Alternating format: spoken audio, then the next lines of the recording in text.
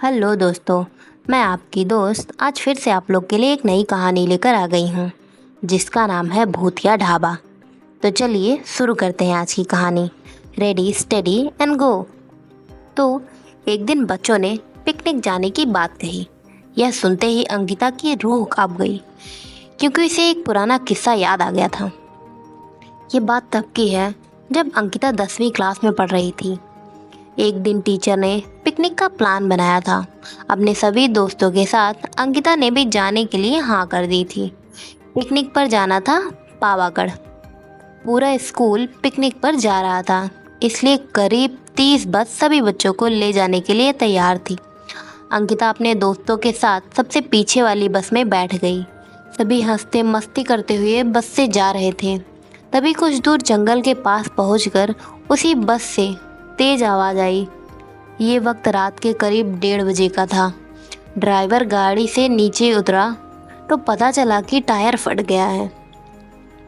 Driver ने कहा कि बस का टायर बदलने में करीब 2 घंटे लगेंगे।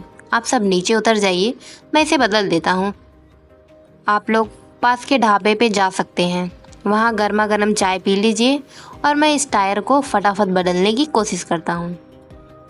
ड्राइवर की बात सुनकर सभी बस से उतर गए और पैदल चलते हुए पास के ढाबे में पहुंचे। वहां एक बूढ़ा व्यक्ति चाय बना रहा था। इतनी रात को ढाबा खुला हुआ और किसी इंसान को चाय बनाते देख सबको हैरानी हुई। उस बूढ़े इंसान ने कहा, आप सब चाय पी लीजिए, यहाँ अक्सर लोगों की गाड़ियाँ खराब हो जाती हैं, इसलिए मैं भी अपना ढाबा हरदम खुला रखता हूँ। आप जैसे राहगीरों को कुछ मदद हो जाती है। उनकी बात सुनकर सबने चाय का ऑर्डर दे दिया। उन्होंने कुछ ही देर में सबके लिए चाय बनाकर मेज पर रख दी। चाय पीते हुए अंकिता की आंखें एकदम ढाबे की छत की ओर गईं। वहां अंकिता ने एक औरत को सफ़ेद रंग की साड़ी में खुले बाल लहराते हुए देखा। कुछ देर बाद वो ज़ोर ज़ोर से हंसने लगी। भले ही हंसने की आवाज़ किसी को नहीं सुनाई दे रही थी, लेकिन अंकिता ने उसे खुलकर हंसते हुए देखा था। यह सब देखकर अंकिता ने डर के मारे आंखें नीचे झुका ली।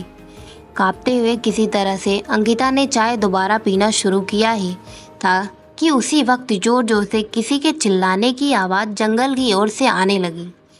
ढाबे में बैठे हुए सभी बच्चे और टीचर उस आवाज़ को सुनकर डर गए। सबको डरा हुआ देखकर उस बूढ़े इंसान ने कहा कि मैं देखकर आता हूँ कि क्या हुआ है, आप लोग यहीं बैठे रहो। इतना कहकर वो आवाज़ की तरफ बढ़ गया। तभी एक लड़की को खून की उल्टी लगातार होने लगी। उसे देखकर सबकी हालत और ख़राब हो गई। उसी समय एक टीचर ने कहा कि तुम सब आग जलाओ और उसके बगल में बैठ जाओ। सबने मिलकर आग जलाई और गोल घेरा बनाकर बैठ गए। टीचर ने सख्त लहजे में कहा कि कोई अकेले कहीं नहीं जाएगा। वैसे भी सब इतना डरे हुए थे कि अकेले कहीं जाने की हिम्मत ही नहीं हो रही थी। आग के पास बैठे बैठे 3 बज गए। तब कहीं जाकर वो बूढ़ा इंसान जंगल से लौट कर आया। उसने सबकी तरफ देखा और कहा कि उस चीख को सब भूल जाना, नहीं तो जीना मुश्किल हो जाएगा।